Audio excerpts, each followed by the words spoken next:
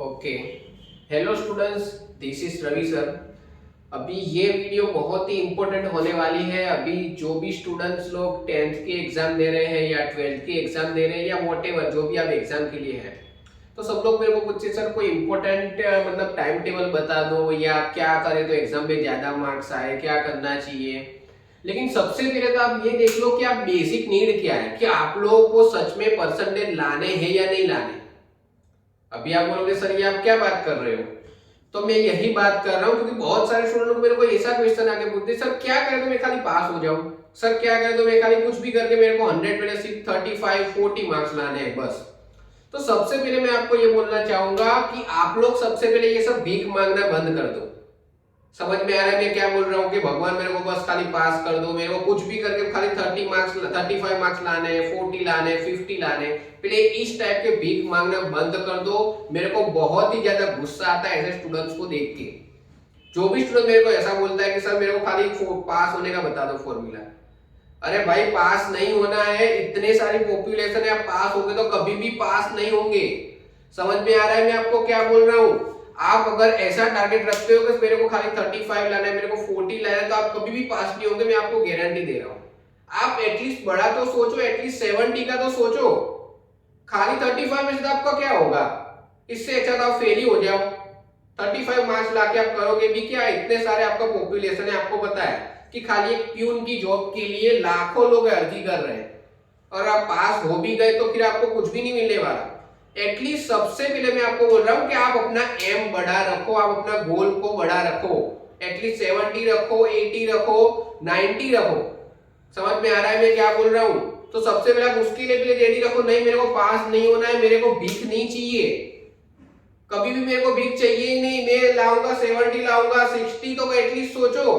At least ये तो छोटी सोच है ना, वो इंसान को कभी आगे नहीं बढ़ने देगी।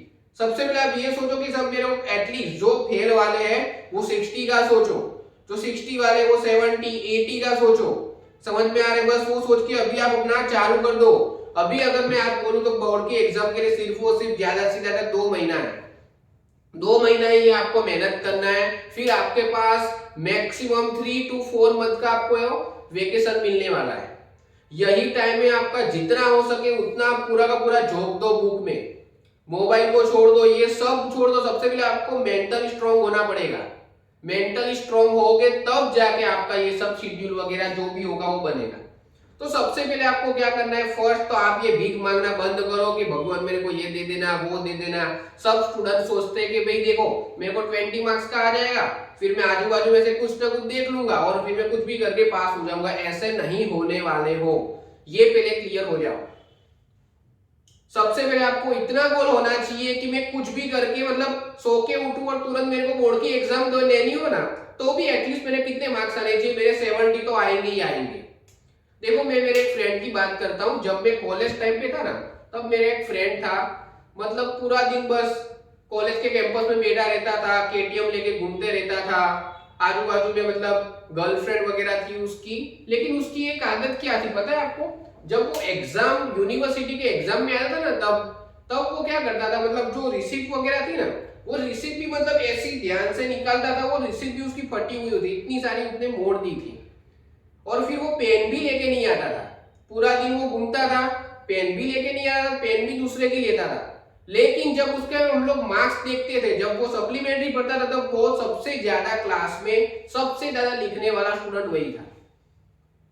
समझ में आ रहा है कि एग्जाम का प्रेशर नहीं लेना है आपको, लेकिन मेहनत करना है। वो पूरी पूरी रात पढ़ता था और बस दूसरे को डिस्ट्रैक्ट करता था। मैं दूसरे को डिस्ट्रैक्ट करने की बात नहीं बोल रहा हूं, लेकिन आपका एटीट्यूड ऐसा होना चाहिए कि आप एग्जाम हॉल से निकल रहे हो तो ऐसी टेंशन नहीं होनी चाहिए कि मैं पास होऊंगा नहीं होऊंगा, पास होगा नहीं होगा। आपका एटीट्यूड चेंज करना है कि एटलीस्ट एग्जाम हॉल से आप बाहर निकल रहे हो, कोई भी अगर आपको पूछ रहा है कि बेटा कैसा पेपर गया, तो आपको इतना तो बोलना है यार पेपर तो जोरदार गया है मेरा, 100 में से एटलीस्ट 70 तो पक्के, 80 तो पक्के। ऐसा एटीट्यूड वाले मेरे को स्टूडेंट चाहिए है इंडिया में।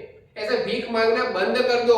ऐसा नहीं कि सर मैं खाली पास होगा तो बहुत हो गया, ऐसे मेरे को स्टूडेंट चाहिए ही नहीं, ऐसा बनना भी मत। अदरवाइज पूरी जिंदगी में उतने में ही आपको संतोष करना पड़ेगा। एटलीस्ट आप इतनी प्रिपरेशन आप कर लो, भले रात को जागना पड़े, सुबह उठना पड़े, वो सब स्ट्रेटेजी के लिए बाद में। पहले आपका गोल इतना रखोगे कुछ भी हो जाए मेरे को टेंशन नहीं होनी चाहिए पास फेल की, वो लाइन में मैं होना ही नहीं चाहिए। समझ में आ रहा है? सबसे पहले आप अपना लेवल बड़ा कर दोगे, कुछ भी करके आप कभी भी एग्जाम देने के लिए जा रहे हो तो आपको इतना तो कॉन्फिडेंस होना चाहिए कि एटलीस्ट 100 में से मेरे 70 तो आ जाएंगे। कुछ भी कैसा भी पेपर निकले, कैसा कुछ भी हो जाए, बस ऐसे मेरे को स्टूडेंट चाहिए। आज से ही, अभी भी आपके पास 2 महीने का टाइम है, आज से रात को जागो या सुबह जल्दी उठो या कुछ भी करो।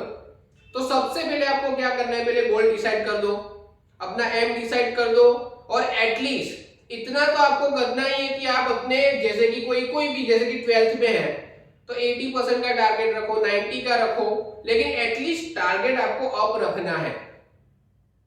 तो सबसे पहले आप क्या करोगे, आप अपना शेड्यूल वगैरह सेट कर दो और आज से ही चालू कर दो, अभी भी आप लेट नहीं हुए हो, ठीक है। जो भी आपका गोल सेट कर दो, अगर आप पूरे दिन में जो भी शेड्यूल बना रहे हो तो शेड्यूल में आप क्या करोगे, एटलीस्ट 10th और 12th वाले हैं तो आपको 8 घंटे तो सिर्फ और सिर्फ पढ़ना ही पढ़ना है। उसमें रीडिंग, आप एग्जाम दे रहे हो वो सब अलाउ नहीं है। बहुत सारे ट्यूशन में वगैरह में क्या किया होगा, भी एग्जाम लेने करते हैं कि भाई ये एग्जाम वो एग्जाम, ये जीटी वो जीटी, वो सब हमें अभी नहीं देनी है। अगर आप रेडी हो तो ही एग्जाम दो। मैक्सिमम आपका अपना टाइम मिनिमम 8 आवर्स आप पढ़ने में स्पेंड कर रहे हो तो ही आपका कुछ ना कुछ बेटर रिजल्ट आएगा।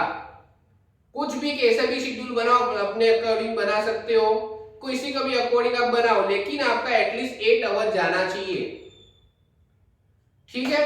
देखो तो आप इतना ट्राई करो, उसके बाद जो भी मैं अपने अकॉर्डिंग अगर मैं कुछ शेड्यूल वगैरह बनाता हूँ, वैसे तो मैंने बनाया हुआ है, आप मेरी प्रीवियस वीडियो देख सकते हो, लेकिन अगर मैं कोई शेड्यूल वगैरह आपके लिए सेट करता हूँ, मैं स्पेशली 10th के लिए डिजाइन करूंगा, 12th के लिए सेपरेटली डिजाइन करूंगा, तो वो मैं आपको नेक्स्ट वीडियो में बताऊंगा। लेकिन तब तक सबसे पहले आपको मिनिमम क्या करना है कि सबसे पहले गोल अपर रखो, और सेकंड आपको काम क्या करना है कि आपका पूरा शेड्यूल में 8 आवर सिर्फ और सिर्फ रीडिंग के लिए होना चाहिए, चाहे वो कोई भी सब्जेक्ट का हो, अल्टरनेटिव चेंज कर सकते हो, लेकिन 8 आवर आपको देना है। कुछ भी करके 24 आवर्स पे इतना स्पेंड कर दो, ठीक है। ओके, जय हिंद।